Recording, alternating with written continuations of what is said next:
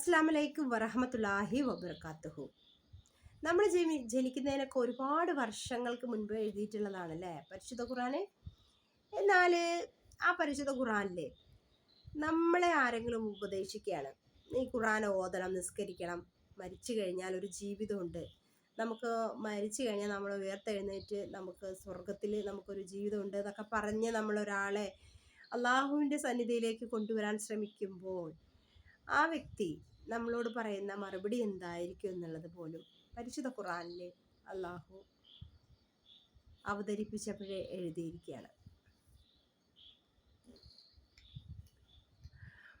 അപ്പോൾ ആ ആയത്ത് ഞാനൊന്ന് വായിച്ചു തരാം. സൂറത്തുൽ അഹ്കാഫ് ആയത്ത് 17 അങ്ങനെ പറഞ്ഞിട്ടുള്ളത്. ഒരാൾ തൻ്റെ മാതാപിതാക്കളോട് അവൻ പറഞ്ഞു, നിങ്ങൾക്ക് കഷ്ടം, ഞാൻ മരണാനന്തരം പുറത്തു കൊണ്ടുവരപ്പെടുമെന്ന് നിങ്ങൾ രണ്ടുപേരും എന്നോട് വാഗ്ദാനം ചെയ്യുകയാണോ? എനിക്ക് മുമ്പ് തലമുറകൾ കഴിഞ്ഞു പോയിട്ടുണ്ട്.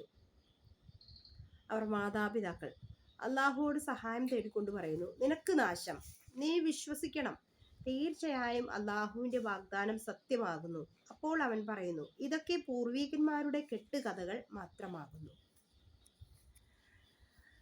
അപ്പോൾ ഒരാള് എന്നെ ഉപദേശിക്കുമ്പോൾ ഇങ്ങനെയൊക്കെ പറയും, ഇത് പൂർവികന്മാരുടെ കെട്ടുകഥയാണ്, അതൊന്നുമില്ല, അങ്ങനൊരു കാര്യമൊന്നുമില്ല എന്നൊക്കെ ഉള്ളത് പറയുന്നുള്ളത് അള്ളാഹു മുൻകൂട്ടി കണ്ടിരിക്കുന്നു. അപ്പോൾ അവിശ്വാസികളായ ആളുകളോട് പറയാനുള്ളത്, ഭൂമിയിൽ നന്മ തിന്മ എന്നൊക്കെ പറഞ്ഞിട്ട് നമ്മൾ എന്തിനാണ് നന്മയും തിന്മയും നോക്കുന്നത്? നമുക്ക് ഇഷ്ടമുള്ളതുപോലെ അങ്ങ് ജീവിച്ചാൽ പോരെ.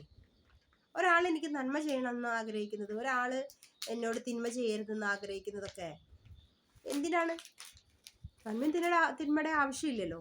ഓരോരുത്തർക്കും അവരവരുടെ ഇഷ്ടത്തിനനുസരിച്ച് ജീവിക്കാനാണെങ്കിൽ നന്മയും തിന്മയും എന്തിനാണെന്നറിയോ?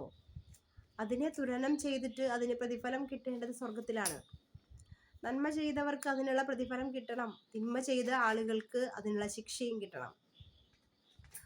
ഒരാൾ എപ്പോഴും തെറ്റ് മാത്രം ചെയ്തുകൊണ്ടിരുന്നാലേ അത് ഏക്കുന്ന ഒരാളുടെ മനസ്സ് വേദനിക്കും.